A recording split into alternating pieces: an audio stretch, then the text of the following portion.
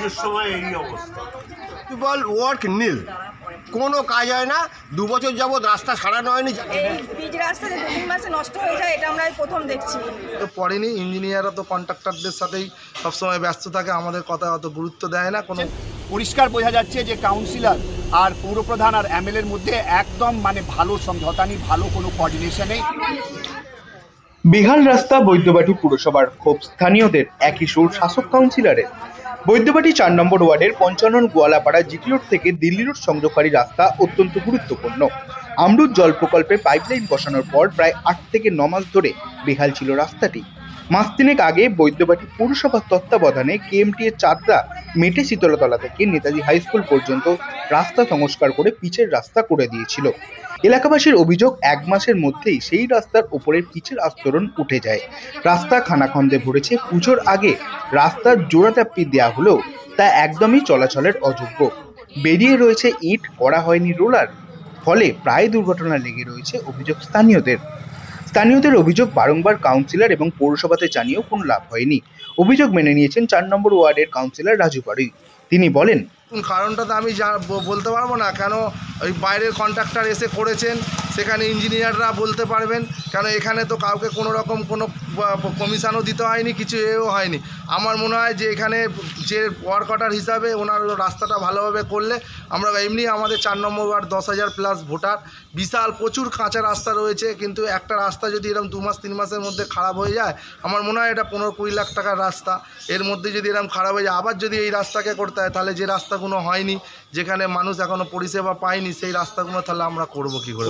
কিন্তু আমার চোখে তো ইঞ্জিনিয়ারদের কাউকে পড়েনি। ইঞ্জিনিয়াররা তো কন্ট্রাক্টরদের সাথেই সবসময় ব্যস্ত থাকে, আমাদের কথা অত গুরুত্ব দেয় না। কোনো ওয়ার্কার কোনো কিছু টাঙানো হয়। কি চাইছে না এখন প্রশ্ন, আদৌ রাস্তা সারানো হবে কি? বুঝে উঠতে পারছেন না স্থানীয় বাসিন্দারা, কিন্তু এর উত্তর দেবে কে?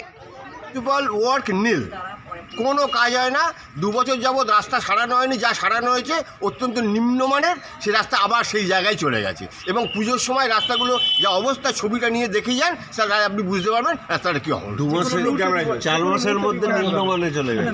তাও তো 4 মাসের মধ্যে রাস্তাটা আবার পুরো জায়গায় ফিরে গেছে।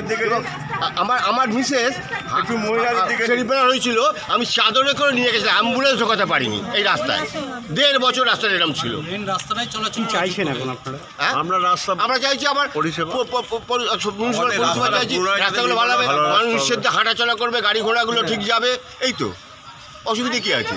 আমরা কি চাইতে পারি? আমরা রসগোল্লা সামনে চাইছি না। এই রাস্তার সময় কি সমস্যা, রাস্তাটা হয়েছে 2-3 মাস হলো। এই পিচ রাস্তা যে 2-3 মাসে নষ্ট হয়ে যায়, এটা আমরা প্রথম দেখছি। কারণ রাস্তা মোটেই পিচ দেওয়া বা ভালো করে করেনি। আর তার উপরন্ত পুজোর সময় আমাদের যে কাউন্সিলর দাদা আছেন, উনি বারবার বলাতে এই খোয়া ফেলে দিয়ে গেছে, গিয়ে আরও লোকের বিপদ হচ্ছে। এবার লোক আর্ধেক পড়ে যাচ্ছে, কার হাত পা ভাঙছে, কে পড়ে যাচ্ছে, কেটে ছিঁড়ে যাচ্ছে, বাইক নিয়ে যাচ্ছে, পড়ে যাচ্ছে, বাচ্চারা তো পড়ছে। আর পুজোর সময়তে এই যে বৃষ্টি হচ্ছে, বৃষ্টির মধ্যে যে করছে বুঝতে পারছে না, আরো হোঁচট খেয়ে পড়ে যাচ্ছে। এইটা কি করাটা ঠিক হয়েছে? বৈদ্যবাটি পৌরসভার 4 নম্বর ওয়ার্ডের কাউন্সিলর রাজু পাড়ুই উর্ফ চন্ডের কিছুদিন আগে এখন লাইভ ভিডিও করে নিজের মিউনিসিপ্যালিটি, নিজের চেয়ারম্যান, নিজের বিধায়ক আর নিজের কাউন্সিলরের বিরুদ্ধে উনি ক্ষোভ প্রকাশ করলেন যে ওনারা কথা দিয়েছিলেন যে ওনার ওয়ার্ডের রাস্তাটা ওরা দুর্গাপূজার আগেই ঠিক করে দেবে, কিন্তু তারা কথা দিয়ে কথা রাখেনি। তাই লাইভ ভিডিওর মারফত উনি নিজের রাগ আর ক্ষোভ প্রকাশ করেছেন। আর উনি সেই লাইভ ভিডিওতে আর একটি কথা বলেছেন যে কলকাতা থেকে কন্ট্রাক্টর এসে রাস্তা তৈরি করে চলে গেছেন। এর মানে যে বৈদ্যবাটি পৌরসভার পৌরপ্রধান সাথে ওনার কোনো সমঝোতা ছিল না, বা এমএলএ বা ওনার মিউনিসিপ্যালিটির সাথে ওনার কোনো সমঝোতা ছিল না। ওরা বাইরে থেকে এসে নিজে ওনার ওয়ার্ডে কাজ করে নিয়ে চলে গেছেন। পরিষ্কার বোঝা যাচ্ছে যে কাউন্সিলর আর পৌরপ্রধান আর এমএলএর মধ্যে একদম ভালো সমঝোতা নেই, ভালো কোনো কোঅর্ডিনেশন নেই। তাই তো উনি পরিষ্কার বলছেন কলকাতা থেকে কন্ট্রাক্টর এসে কাজ করে নিয়ে চলে গেছেন। আর ওনারা কথা দিয়ে কথা রাখেনি।